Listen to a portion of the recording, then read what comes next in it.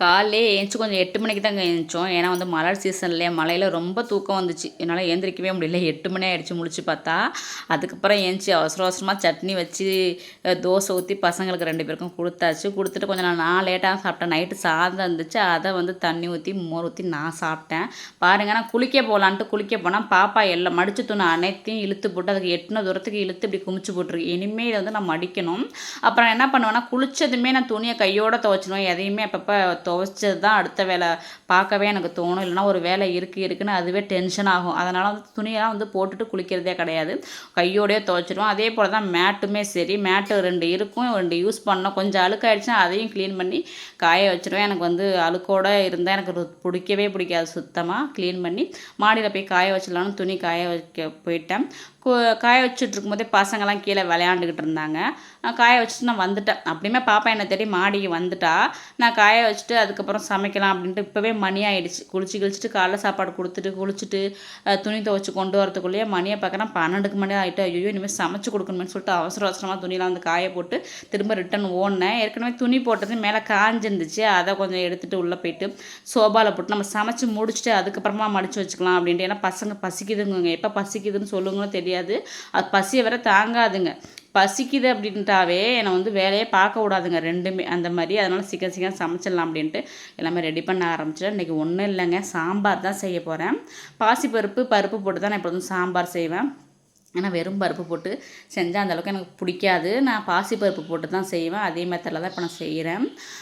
எங்கள் வீட்டுக்காரங்க இல்லாதனால சாம்பாருங்கிறதே அவருக்கு பிடிக்காது. நான்வெஜ் தான் ரொம்பவே பிடிக்கும்.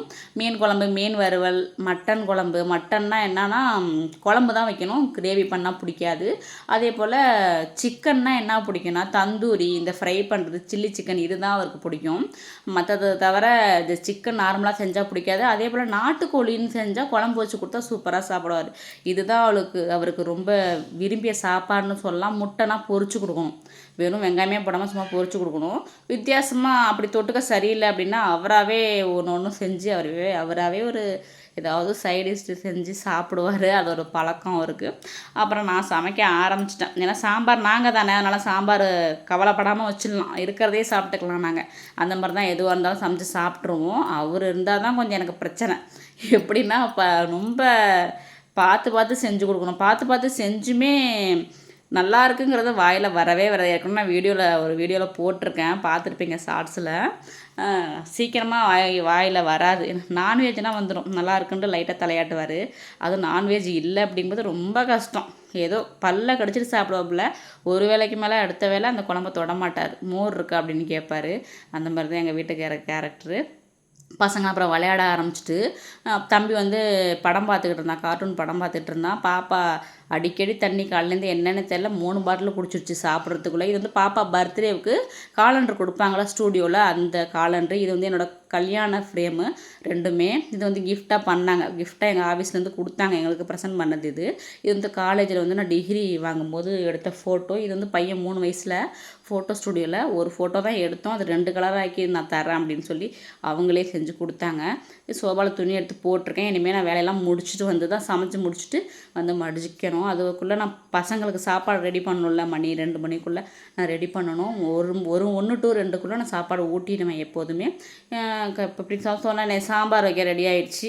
எல்லாமே ரெடி பண்ணி சாம்பார் வச்சுட்டேன். அப்புறம் இதுக்கு தொட்டுக்கன்னா முட்டைக்கோஸ் பொரியல் தான் செய்யலான்னு ஐடியா. அது என் பையனுக்கு ரொம்பவே பிடிக்கும். அதோட முட்டை வந்து சும்மா பொரித்து கேட்டிருந்தான். அதனால் அது வெறும் வெங்காயம் மட்டும் போட்டு முட்டையை உடச்சி ஊற்றி சும்மா அப்படியே ஃப்ரை பண்ணுற மாதிரி அப்படியே கொடுப்பேன். அதுதான் அவனுக்கு பிடிக்கும். வேறு ஏதாவது மசாலா சேர்த்தா சுத்தமாக தொட்டு கூட பார்க்க மாட்டான் என் பையன்.